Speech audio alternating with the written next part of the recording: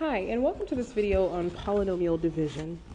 Okay, so we've been talking about polynomials and finding zeros and all that stuff and factoring. And the quadratic formula also. However, the quadratic formula only works for quadratics, and factoring gets a bit complicated once you leave quadratics if it's not easily factorable. Okay, so we're going to look at polynomial division, but first we're going to go back to grade school and look at long division. So maybe you never learned long division, or maybe you did, or maybe you don't remember it. So we're going to go through it just a little bit. I'm going to go through two examples and just kind of do a refresher. And so if you didn't get it, it's pretty easy to pick up as I go through it. Okay, so let's look at what we have. Let's divide the whole number 1075 by 25 using the process of long division. So what that's going to allow us to do is to find the factors. Okay, so one factor is 25 because we're going to actually divide 1075 by that. So first I divide 25 into 1, it can't go, into 10, it can't go. Okay, 107. 25 can go into 107, so that's where I start. So 25 can go into 107 how many times? I think about 4. Okay, so what I'm going to do is I'm going to write 4 at the top.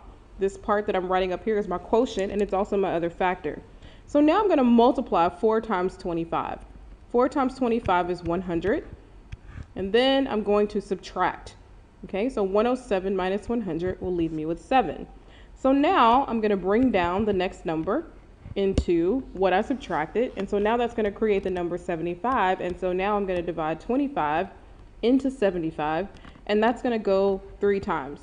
So now I'm going to take 3 and multiply it by 25, and that will give me 75. I'm going to subtract, and so I have no more numbers to bring down. And so if I did, I would continue bringing down one number at a time until I had divided every number by 25. However, I have a remainder of 0, so that means that 25 and 43 are factors of 1075. So 25 and 43 are the factors. Okay, so let's go to another number, and let's say that I wanted to divide by 24. Well, most of us can see that 24 is not a factor of 75, and so it's probably not going to divide evenly. So let's check it out. So 24, we know it doesn't go into 1. We know it can't divide evenly into 10. And we know that it can divide into 107 because we just did that with 25, and 24 is one number smaller. So 24 goes into 107. I'm going to predict about 4 times again. Okay, this time I'm going to multiply 4 times 24. So 4 times 4 would give me a 6, and then carry my 1, and then 4 times 2 would give me 8 plus 1 would be 96. Okay, so now again I'm going to subtract. So I'm going to subtract 107 minus 96, and so that's going to give me 111. Okay, well now I have a 5 left to bring down, so I need to divide into that 5, but that 5 is going to be a part of the 11 now, so that creates 115. So now 24 is going to be divided into 115. Well, I think it'll go more times than it did into 75. I think it will actually go 4 because 115 is obviously bigger than 107. It could go more, and we'll know that if it can go more if when we multiply we get and subtract we get a number bigger than 24. So let's see what I'm talking about. 4 times 24, well, we already discovered that that was 96, right? So now I'm going to subtract. So this would cancel out to 10, and so I would borrow 1 in order to subtract this. So 15 minus 6 would be 9, and then 10 minus 9 would be 1. Right? So that leaves me with 19. Well, 19 is not bigger than 24, so that means that I couldn't divide 24 into 115 any more than 4 times. Okay, so whatever you get when you multiply back out and subtract, then that's your remainder that's left over. Well, we can see that we don't have any more numbers to bring down, and so since we're not trying to find a decimal, we're just trying to find out if it divides evenly. 19 is what we call our remainder. Okay, so what we divided by is called our divisor, and this would be called our quotient. Okay, and it's the same thing up there. We have the quotient here, we have the divisor here, and we have the remainder here. Okay, so when we say what the factors of 1075 are, well, one of them is 24, But since it's not even, then it's not going to give us an even number. So how do we represent a remainder of 19 out of 24? So our number would actually be written as 44 and 19 over what we divided by, so 24. So 19 is the part, 24 is the whole. So it's not a whole one, it's 19/24. So the factors are 24 and 44, and with a remainder of 19, okay? But the way we represent this is as a mixed number. I'm not sure if you guys remember in middle school where you guys started learning how to take your remainder and write it as a mixed number, so it's 19/24. Okay, so not all the way 1, but 19/24 of a 1, okay? All right, so now let's see how this rule applies to polynomial division. Okay, so we have the same parts or similar parts when we talk about dividing polynomials. So why do we want to do that? Well, in a similar way that we can divide whole numbers by one of its factors, we can use this process of long division in order to divide polynomials. So what that's going to tell us is what our factors are. So we have the other parts, we call this the divisor. So this is the polynomial or expression that we're dividing by, excuse me, not division, divisor. Okay, and then we get a quotient. That's the result of what we get when we divide a number by a factor, right, or a divisor. So this will be called the quotient, which is the result of division. You guys learned that. And this is going to be our polynomial product.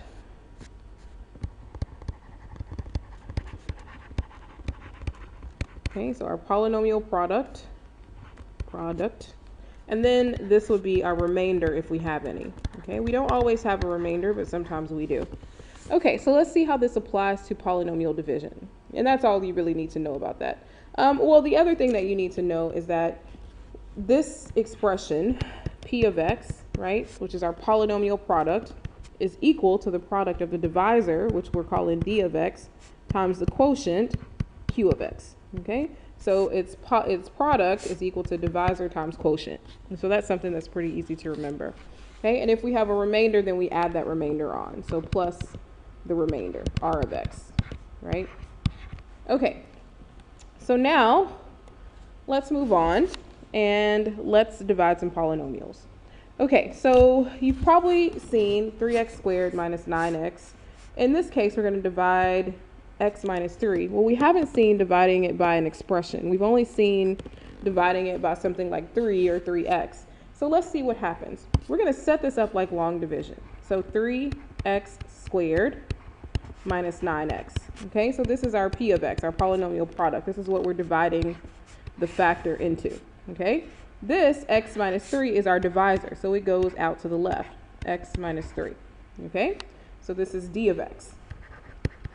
What we want to know is Q of x. Okay, so the way we do polynomial division is we're not going to divide this whole x minus 3 into this product all at one time.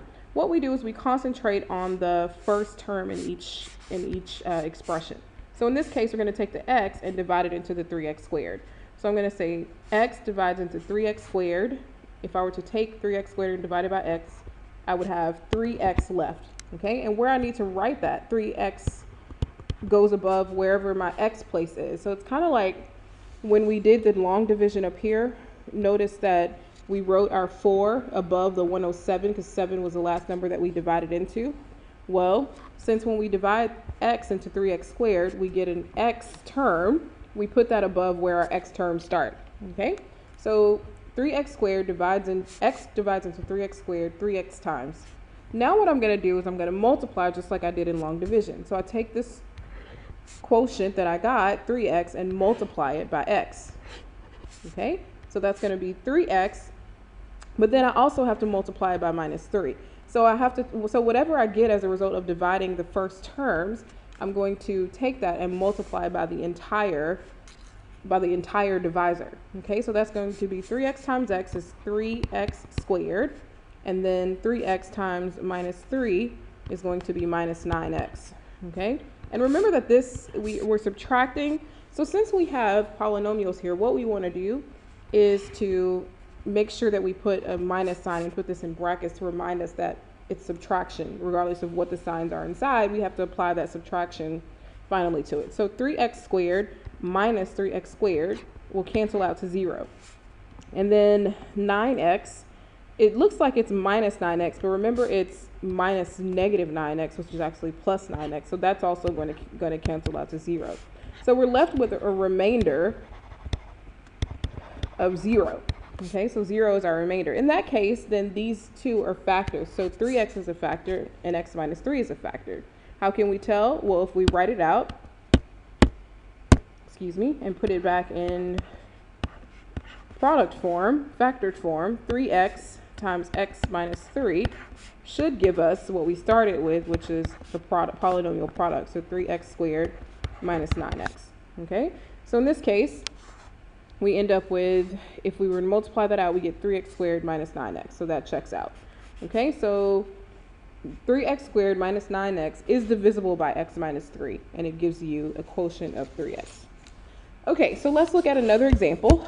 Let's look at number 2, a bit more complicated, and it may make more sense the more complicated the problem is, because some of you may say, well, why would we need to divide by x minus 3? That's easy, I can see that. But for this one is not as easy. Okay, so let's set this one up. We have x squared plus 5x plus 4. And we're dividing that by x plus 4. Okay, so remember that this is a fraction, which tells us that we're dividing by the denominator. Okay, so we're going to follow that same process. I'm going to take x and divide it into x squared. How many times does that go in? It goes in 1x times. Okay, or you can just write x. Now what I'm going to do is multiply x by x plus 4. So underneath, I'm going to have x squared plus 4x. And remember that 1x has to go in that x term place. Okay, so we should make sure that it's in the correct place value. Okay, so now let's subtract. Remember that we need to denote subtracting, don't forget that. So x squared minus x squared will cancel out to 0. And then 5x minus 4x will be 1x. Okay, so now I'm ready to divide again. Well, this time, everything didn't cancel out to 0. I still have a remainder, but since I still have a number plus 4 to continue dividing by, I can't exactly stop and say that 1x is my remainder. So what I need to do is bring down that 4. So that's plus 4, so I'm going to bring it down just like it is. So now I have 1x, the remainder from dividing the first terms into each other, plus the 4 that I have left. Okay, so now I'm going to divide 1x into 1x, and so that's going to give me 1. So I'm going to write plus 1, since it's a positive 1x. And now I'm going to multiply again, 1 times x, and then 1 times 4. And so that's going to give me x plus 4. And remember that this is subtraction. So because of subtraction, all of these terms will cancel out. Okay, so x minus x will cancel out, and 4 minus 4 will cancel out to give me a remainder of 0. So I've been pretty lucky so far because my remainders are 0. I don't have to write some crazy looking fraction with variables and all that stuff. So what this means is that x plus 4 is a factor, as well as my quotient up here, which is x plus 1. And if I multiply that out, I'd get the polynomial product that I started with, x squared plus 5x plus 4. Okay, so remember that this is my divisor, d of x, and this is my quotient, q of x.